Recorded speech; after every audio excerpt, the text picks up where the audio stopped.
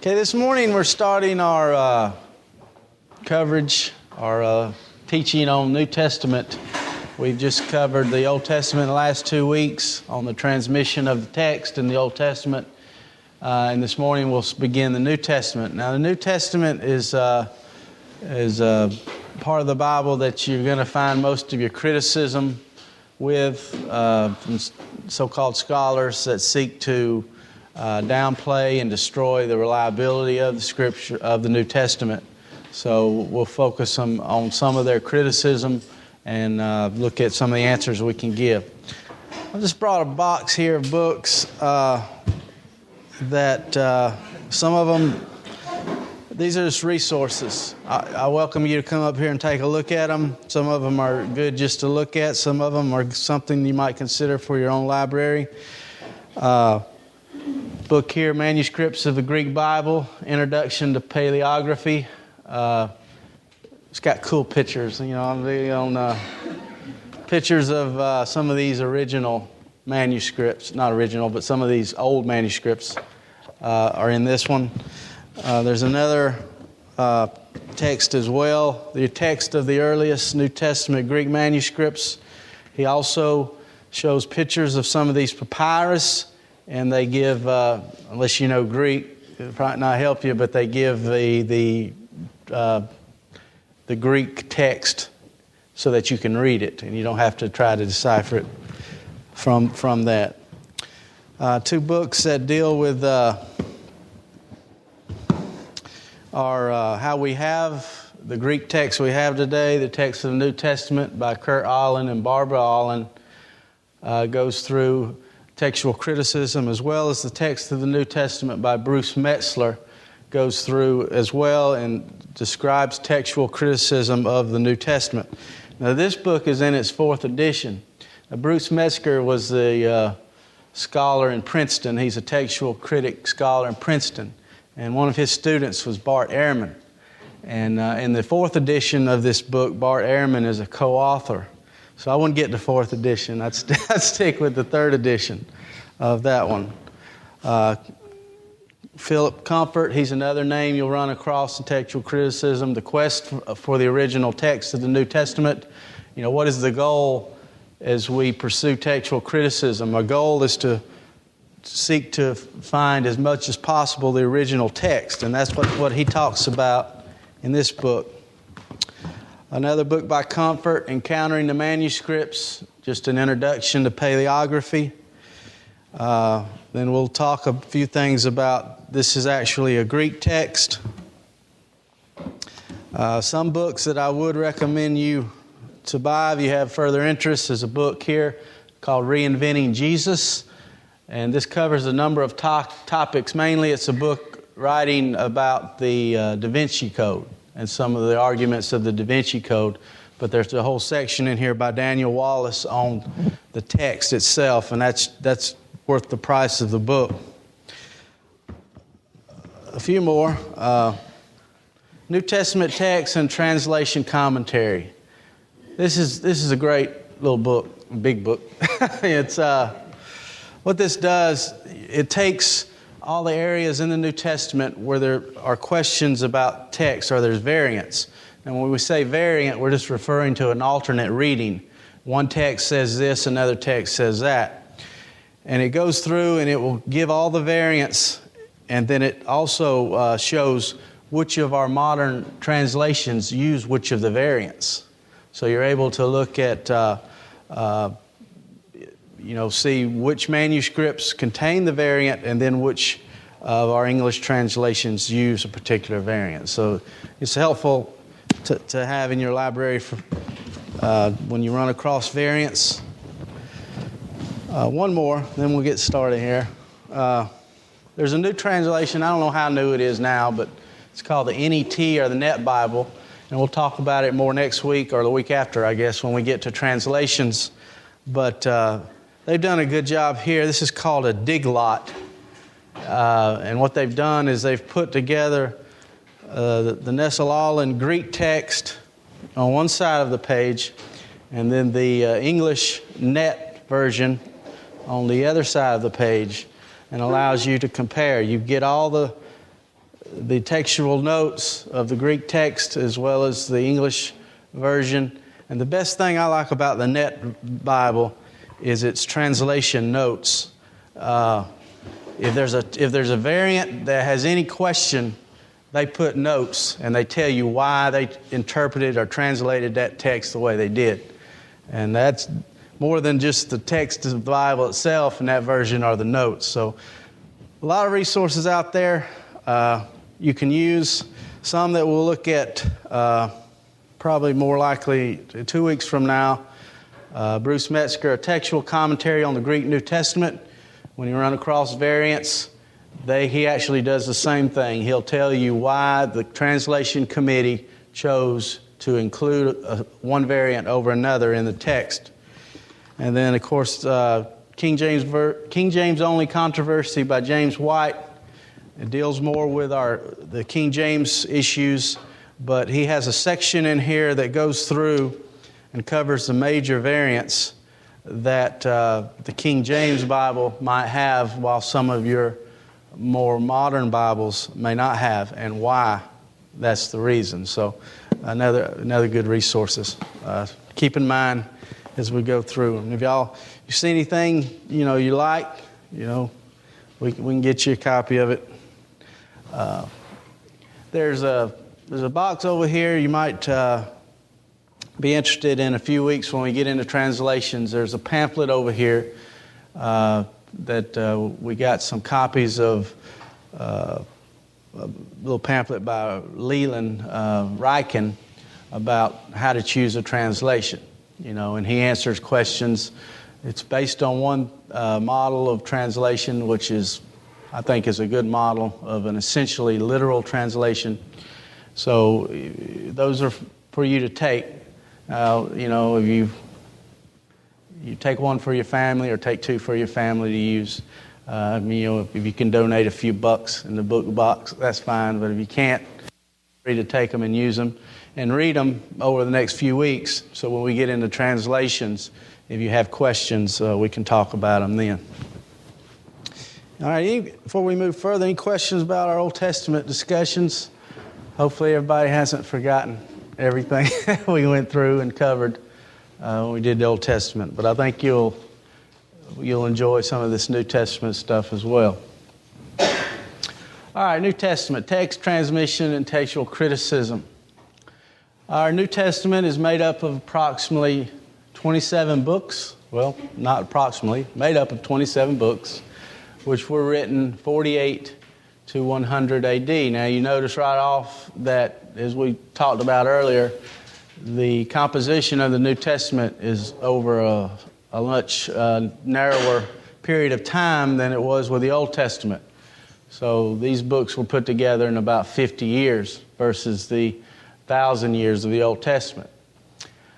The oldest New Testament fragment which we have today was in Greek is on a papyrus codex, which, as you remember, is a book, and it's dated around AD 110 to 130.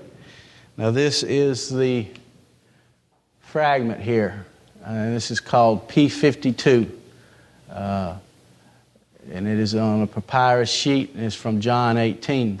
What's interesting about this fragment is before this fragment was found, there were critics out there saying John was written, later on into the second century. John didn't write it, things of that nature. But when they found this papyrus and dated it here, pretty much blew that comment right out of the water, because here we have a copy of John's Gospel, and it's a much earlier date than the scholars were saying. And this is pretty early. We normally John is dated around about 90, as its author wrote it around AD 90. So if it's 110 to 130, this has got to be a very early copy of the Gospel of John. And I forget where they keep this one, but that's one of the key ones. Now, when we're talking about copies of manuscripts, this is what some of them are. It's a fragment. It's not the whole gospel. It's not the whole New Testament. We do have copies of early complete New Testaments, but this would be counted as a single manuscript because it gives evidence of the verses on this side, and if you flip it over, has writing on the other side of the Gospel of John. All right, New Testament's written in Greek. You see some of these Greek letters. Here's some more of the alphabet.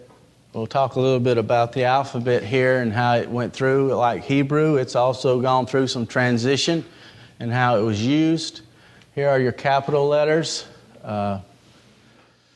24 letters here. And then these are your lowercase. The proper name for these are uncial letters, or it means all capitals. These are minuscule letters, which are given, smaller case would how we would use that today. Now, the early writings of the New Testament basically use all uncial letters, and there was no punctuation and no periods, so sort of just letters in a row. And so when you read the text, you have to really have a good eye of where a word ends and where another word picks up. Of course, the more familiar you are with Greek, that probably becomes second nature to these scholars who can do that. But, Greek's, I've studied a little Greek. It's not, as with any other language, it helps to know English, which is my weakness. I don't know English as well as I should in terms of parts of speech and grammar, because if you know that, it makes learning Greek. But you see, Alpha is our first letter, Omega. Jesus said, I am the Alpha and Omega, the first letter and the last letter of the Greek alphabet. And some of them make sense. Some of these letters sort of look like our English letters. One that always throws me off is this Eta. That's a long E. What does it look like? Like an N. Yeah. Another one is the Nu. What does it look like? A V. Yeah. So when you see a V, you got to remember that's an N. So just some letters here. All right, a little review about writing materials. We talked about this with the Old Testament, that scrolls of leather and later papyrus were originally used to make copies of scriptures, and then they came about the formation of codex, which is what we would call a book, came about where the sheets were folded and sewn together, and they began to become more in use after the time of Christ. Papyrus again was taken from the papyrus plant, which grew along river banks. They would cut the pith of the tree and fold it open and lay some this way, and then they would grain it to give it strength. So limitations, you mainly could just write on this side as the grain went. Kind of be hard to write on the other side with the grain running up and down. Then later we had development of parchments from leather. Vellum was the finest quality of a thin parchment. Some advantages over papyrus is that it could be written on both sides, and the light gave clarity to the writing. It could also be reused. That's that same slide we saw earlier that you really can't see anything. All right, New Testament prior to AD 100. This is the time that the books are being written. All right, with respect to the Gospels, you get a lot of criticism about the Gospels, how they were written, why was it so long after Christ before they were written. Well, why did the Gospels writers take a while to write the books down? Well, once the apostles and other witnesses began to die off, the need for written Gospels by those who were witnesses was needed, so that this time the Gospels were written while eyewitnesses were still alive to verify the accuracy of the record. We might talk about earlier, before the Gospels were written, there was an oral transmission of the Gospels. We can really get into depth in that. I don't want to go too far into that, but you had all these eyewitnesses. You had the apostles who were there and would share the gospel story orally with the people that they were talking with, and it was an accurate recording. My understanding of, if you think about this type of society, was probably not as a written basis of transmission of information as we are today. They were more oral in their transmission of stories and information. So they were probably a lot better at memorizing facts and information and transmitting it and sharing it accurately with one another. So the oral transmission was accurate. Now, once these Gospels were written, you still had eyewitnesses alive, those who had experienced and seen Christ. So you got to think, if somebody wrote something wrong, then there would have been eyewitnesses who stood up and say, "Whoa, that's not how it happened." That's not what happened. So by God's grace, these writers saw the need to put it in written form, and so they did that and give an account. Luke goes into why he wrote his gospel, John also at the end of the book. So they put it down so that the story would be straight of who Jesus was and what he did and what he came to do. Of course, Paul's letters and any letter in the New Testament were recorded at the time it was written to send to the recipients. And in Colossians 4:16, we see Paul requesting that this letter be circulated among other churches. So we know that his letters were given to other churches, which probably meant they had to make copies of these letters to send around so these other churches could read his instructions. All right, with respect to the copying of these manuscripts, it was pretty expensive at this time to make copies. You had to hire a professional scribe to make copies. It's going to cost you some money.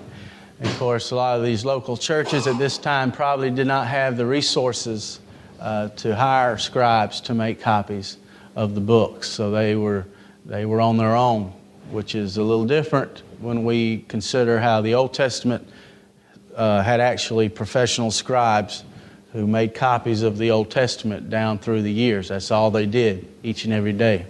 Now, probably there were some professional copies made of New Testament text, but by and large, it might have been done by somebody in the church who had the time to make a copy.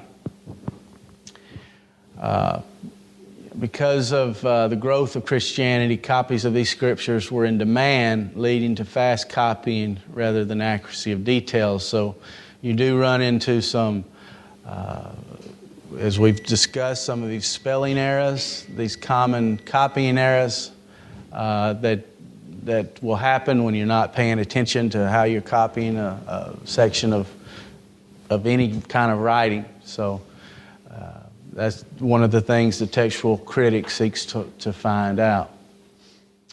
All right, after the books were composed, we've got all the original writings of the New Testament. The final one's been done, the book of Revelation, and now they're being transmitted. As we've seen, up until about the 3rd century, the New Testament text would have been written on papyrus. At the beginning of the 2nd century, the codex began to replace the scroll. And then, by God's grace, we can look back and we still have fragments of early papyrus manuscripts from the 2nd century that are still around. And that's an amazing thing when you consider the frailty of these this type of writing material, how it's very nowhere close to the paper we have today. But and by God has preserved these fragments for us. Considering, these are some things to think about that I don't think these critics think about when they talk about how Christians made changes in the New Testament text to correspond to their theology. But if you think about, Christians didn't have any great libraries to keep the books in. These were written, they were kept by individuals within local churches. But the main fact, they underwent much persecution during this time. And part of that persecution was geared towards the destruction of these manuscripts of New Testament writings. 303, Diocletian ordered all sacred scriptures of the Christians to be burned. This is right before Constantine comes to power, and he ends this persecution when he, quote, makes Christianity a state religion in 313 with the Edict of Milan. So we've got 10 years here where the rule of law is you gotta burn these texts of the New Testament when you find them. So the Christians not only had to deal with writing material that they weren't professionally copied, but they also had to deal with the enemies of the faith coming after them, and as soon as they find a copy, they go and burn it. Now, this wasn't like, when you wanted to start a new book, you had to go take care of Bessie out there in the field, and you got meat out of Bessie, but you also had to get your writing material from Bessie. So this was a costly thing when a copy of the text was burned. And the number of texts that we have surviving today gives indication of how vigorous the Christians were in making copies of these New Testament writings. So even with all this persecution, God in His grace enabled these copies to continue to be saved from being destroyed. When Constantine took over, it was, he realized that the earlier Roman emperors had destroyed these texts. He ordered that Eusebius, his early church father, told him to have 50 new copies of the New Testament scriptures made. So Christianity now is considered good. It's a state religion, and now these copies are able to be made. Now this is, we're talking, early 300s, so early 4th century A.D. So from about the 4th century, it became the job of monks to copy the scriptures. Some of our, at least one copy of a prominent New Testament text was actually found in a monastery over near Mount Sinai Peninsula. I think St. Catherine's Monastery. And, that's an amazing story. If you ever read about Tischendorf, I think is his name, how he goes and finds Codex Sinaiticus, which is an early copy of the whole Bible in Greek, but the New Testament especially, dated to around the 4th century, the 300s, and it's almost a complete manuscript. All right, these are some early papyri that we've found of some of the New Testament writings. We mentioned P52 earlier, the Gospel of John, dating to about 125. P90 contains portions of the Gospels, 100. P32, Titus, 200. P46, Pauline letters and Hebrews, 200, and so on. Now, when some of these critics start talking about, these books being written much later, this pretty much shuts them down. These are early, considering when the actual texts were written and the copies. We're talking less than 100 years within the time of the original author putting it to paper. We've found papyrus, and so that's critical when, especially the what's contained on the papyrus itself is pretty close to the original writings. Now, papyrus, when you look at how they're organized. Usually they're given a P for papyrus, and then it's just given a number. So that's what it means. I think it's probably sequential. P1 was the first papyrus they ever found, and then they just keep numbering them as they find them. Now this one's given 2 numbers because I think they believe these 2 papyrus were part of the same original, same text itself. It was copied by the same guy at the same time, but they've been broken apart somehow, and they deciphered that this was the same manuscript. Papyrus are written in uncial, all caps. We'll talk a little bit more about that. But also uncial writings, once they move to more of a parchment, when you see a 0 before a number, that also refers to an uncial manuscript. Now, this P52, I think one of these is P90, and then maybe P32, just some examples of some of these fragments they have. All right, those who study paleography can date these New Testament manuscripts because of the change of writing style over the years. And then the New Testament transmission, there were 4 main types of Greek letters used. And we talked about Hebrew. So even from the time of Christ up to, say, 1000 AD, there was transitions in the Greek language, the Greek alphabet, how they, the common use of their letters. Initially, they had all capital letters, and this is more of a block type of letter that is really just used for signs and inscriptions is what they mainly used. They type it, chisel it into stone, chisel it onto buildings, things of that nature. We mentioned the uncial letters, a modification of the capital letters with more curves for use on writing materials. You know, cursive is, we have our cursive today, allows you to write faster and smoother. So you can see this transition here in the Greek alphabet as well. Cursive letters were used from about the 3rd and 9th century, and then minuscule letters, which are similar to cursive but smaller, developed at the close of the 8th century. Now, with respect to the New Testament text, you've got 2 main letter types that are important. The uncial letters we've mentioned, used from about the 1st to the 6th century.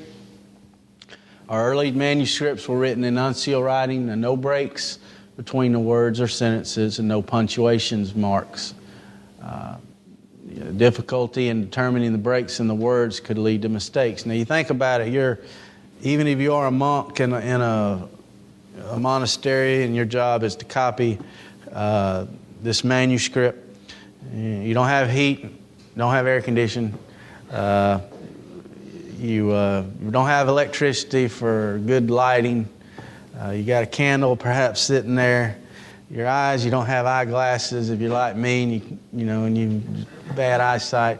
So all these things they're fighting, and then you've got this text that is just a row of letters, and they're sitting there trying to copy it and trying to decide, where it should, where a new paragraph perhaps should begin, and things of that nature. So being a scribe was not the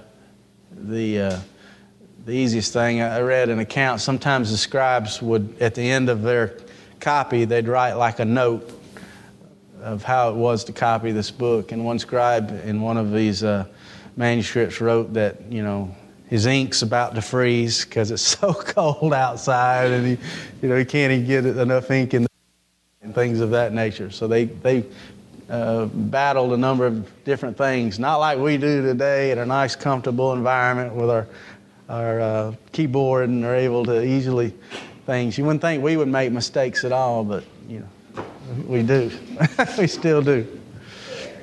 Would the scribes actually know Greek, or would it be like they were just copying an artwork? I think they probably knew it because they had to, probably had to make decisions sometimes on letters and decide, well, what is that letter? If it was a bad handwriting from one scribe making a copy. Okay, there are about 100 unsealed New Testament manuscripts written on papyrus from the 2nd to the 8th century. And then there's another 266 unsealed manuscripts written on parchment. All right, minuscule letters, as we mentioned, came from the smaller case cursive letters. There's presently about 2,700 New Testament minuscule manuscripts dating between the 9th and 15th century. Since writing parchment was a premium, this style of writing was developed, allowing for faster writing, taking up less space. They also used abbreviations for common words in some of these texts. If you read them, common words, God, words that you see all the time in the text, they would come up with abbreviations. Some of these are written on what they called palimpsests. I think we've mentioned this before. It was a parchment that had been scraped and reused for other writings. An advantage of parchment, you could scrape what was written on it and reuse it. So they sometimes find some New Testament writings underneath the writing that is actually visible to the eye. They use certain types of lighting to be able to get underneath it and be able to salvage what was written underneath. All right, here's some examples. This is your unsealed writing. This is what it would look like. That's not showing up well, but that's a minuscule text as well. So I mentioned earlier, 274 plus manuscripts in unsealed writing from 2nd to 11th century, 2,555 plus manuscripts in minuscule from 9th to 16th century. Total number of New Testament manuscripts. On papyri, 118. Unseals on parchment, 317.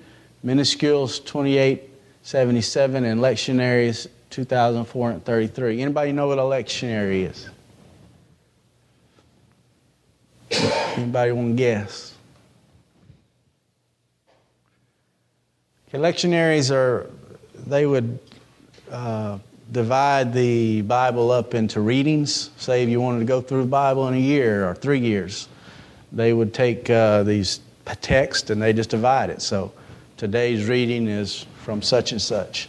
And so they have these lectionaries in early Greek manuscripts, so they're able to, and it actually contains the text itself, so they're able to find out what text might have read. So you see they've got a lot of these that are helpful as well. So a total of around 5745. Now this number continues to change. You see January 2006 is where this data comes from. I'm sure that number has gone up by now.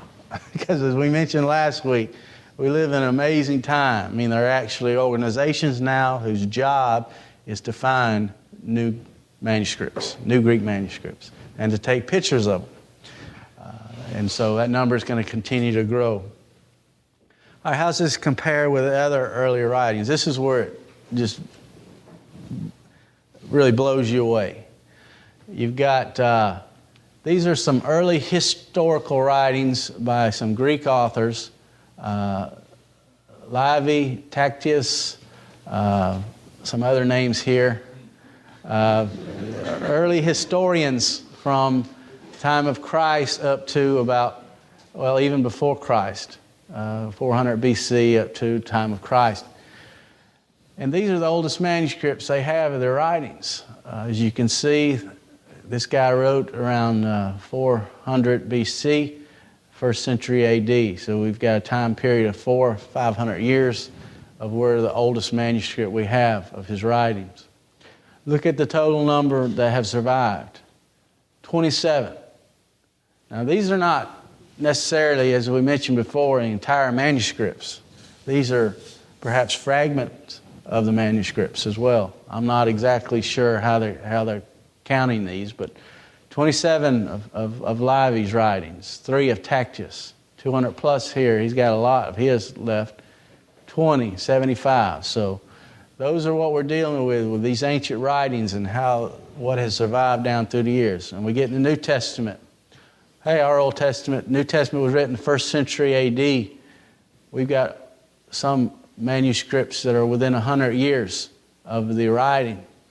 5,700 Greek manuscripts that we mentioned on the previous slide. Plus we have more than 10,000 manuscripts in Latin, and then more than 1 million quotations from the early church fathers in their writings. They said that if we did not have any manuscripts, we could write the New Testament from simply the quotations in the early church fathers. That's amazing.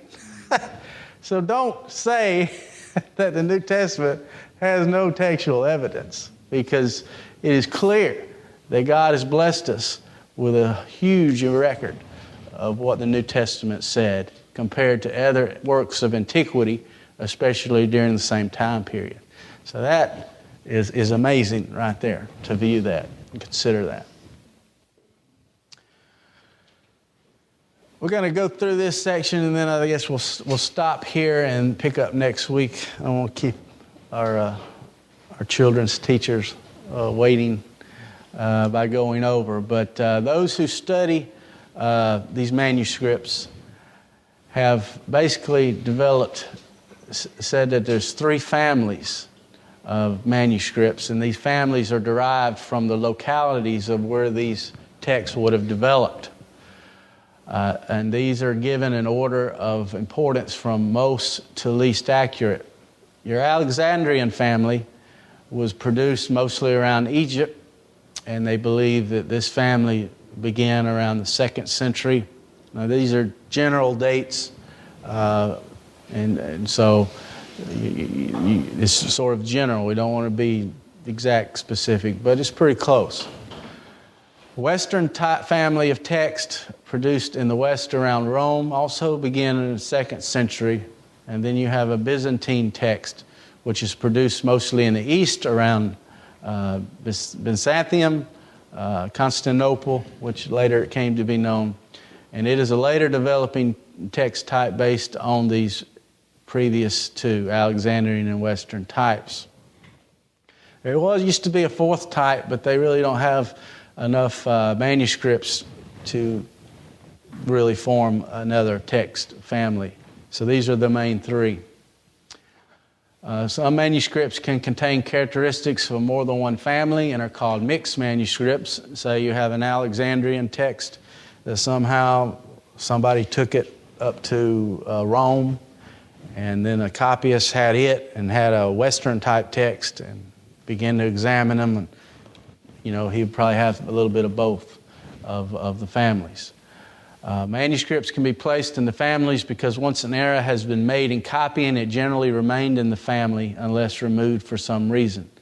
The tenacity of the text, which is a great benefit in textual criticism. That's key, because once a text gets in a manuscript, more than likely the scribe continues to copy that same edition, whatever it would be.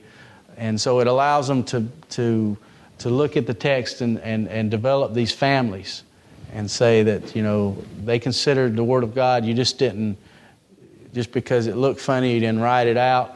You'd make a marginal note of, well, this might not be part of the original, or this looks odd. So the tenacity of text is something you'll hear, and it was key as the text was transmitted. I don't know if this is a great figure to demonstrate how the text was transmitted. I think it's a simplistic way to look at it, but you have original autographs that was copied and gradually moved down into the different families. I think there might have been some crossover down even here. Say this author copied the text and found, wrote it, had certain mistakes he put in the text, and those mistakes were continued to copy. I think that's what they're trying to show in this chart. Of course, the Byzantine text, I think, really, some of its common variants probably developed much later than up here. So there might have been some crossover here, since it is a later developing family.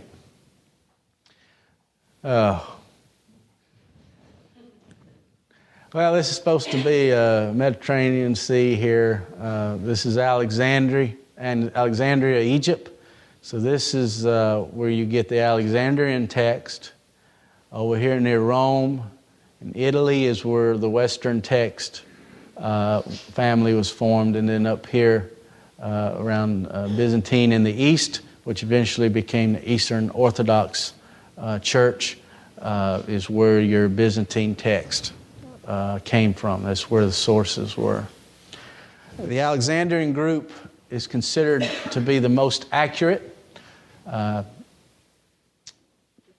because they believe it was the results of carefully controlled and supervised process of copying and transmission. It's considered to be most accurate. It's some of our older manuscripts, our older papyri, are in this family. So that's why it is given the title most accurate, because it's closer to the original writings. Western is also early. It was much less controlled than Alexandrian family, with much more variation, including harmonizing, paraphrasing, and additions. So when you compare Alexandrian and Western, you'll notice that the Western manuscripts, especially in the Gospels, when they refer to harmonizing, you've got the Gospel of Mark, you've got the Gospel of Luke, you've got the same story in both Gospels, but this text leaves out a certain verse. So the scribes would sometimes have a tendency to harmonize. Hey, it's got to say the same thing, so they would add that verse into the Gospel. You see harmonizing a lot. Some of the scribes thought they were protecting the text by doing that, but because of the number of texts, we're able to see what they've done. Paraphrasing and additions. So Western add a little bit more to it. And then the Byzantine, the least accurate, but it's the largest. When you hear somebody refer to the majority text, more likely they're going to refer to a Byzantine group because it is the largest family. While some readings may be early, there's no clear evidence that this family existed before about the mid-4th century. Most come after AD 1000. It contains the most harmonistic tendencies, paraphrasing, and significant additions, most of which are believed to be secondary readings. Why is this group, which is considered the least accurate, why do we have more manuscripts of it than the other two? Well, the key reason is that, in the West, around Rome, the language of theology changed, went from Greek to Latin, and Latin became king. The Bible was translated into Old Latin first, and then Jerome translated it into the Latin Vulgate. So the East was the only section that was really using Greek much later. And then another reason is the expansion of Islam, and which moved along the north coast of Africa, and where the Greek-speaking was, and eventually just overtook that area. So the only area that was using Greek language with respect to theology was the Byzantine area. And so up until the time that they were conquered by the Muslims, they were the ones putting out these large number of, quote, Greek manuscripts, because that was the language that was spoken. Now, the West was putting out Latin Vulgate, making copies of the Latin Vulgate. So you didn't see a lot of the Greek in the Western church. So, that's a reason. So that's why there's more copies of the Byzantine group than there is of the other two. Now, once this group made a copy, as we said, the tenacity of the text, it continued to be reproduced as copies were made. Now, this is where you run into some King James only deal with the Byzantine, Alexandrian text types. King James only, we'll get into it a little with the translation phase, but the King James is based on mainly a Byzantine text type, while most of your modern translations go back to an Alexandrian text type. And we'll look at a little bit of that. Here's just a copy again of a manuscript, a little better, easier to read here, again, an unsealed manuscript where this is how you read it, and no punctuation, no periods to see where a sentence ends. So I'm not sure. These are probably inflections on the letters, help aid in pronunciation, things of that nature.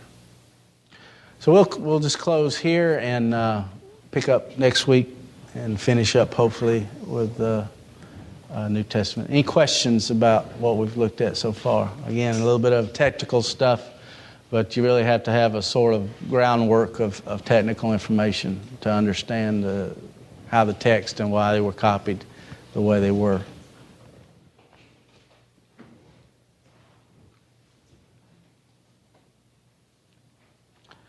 Yeah, I got to fix that. Y'all got to be able to read that next week.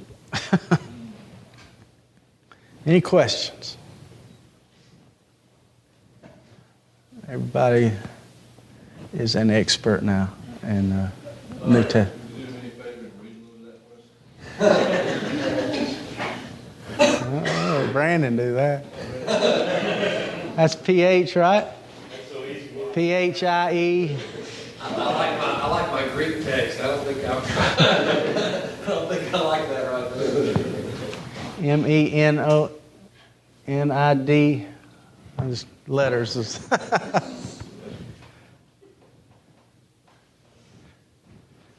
You see, some of these letters, some of them are pretty close. I think that's a rho for R.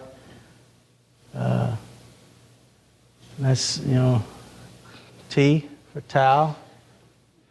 So you can see if somebody was sloppy with their crossbars here, you might get a T, you might be an R.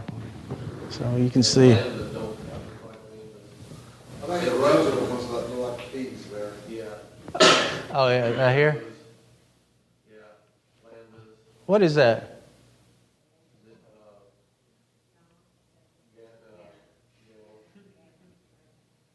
Yeah, I'm not big with capital letters because you read Greek text, you don't see capital letters. It's all the minuscule verses. Yeah. Every time I run across a capital one, I have to go to the alphabet and see what it actually is, as you can see.